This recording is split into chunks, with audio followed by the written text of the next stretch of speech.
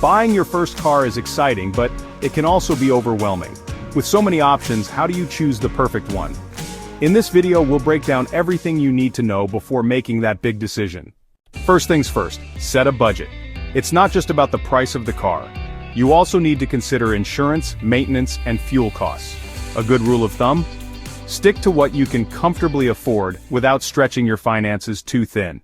Next, decide whether to go for a brand new car or a used one. New cars offer the latest technology and warranties, but they depreciate quickly. Used cars are more budget-friendly, but make sure to check their history and condition before buying.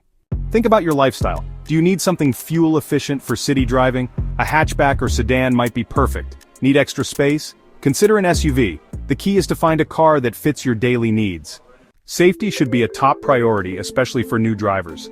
Look for features like airbags, ABS, and stability control. Checking safety ratings and reliability reviews can help you make a smart choice. Never buy a car without a test drive. Make sure it feels comfortable and handles well. If you're buying used, get a trusted mechanic to inspect it for hidden issues. Choosing your first car doesn't have to be stressful. Set a budget, do your research, and take your time. The perfect car is out there waiting for you.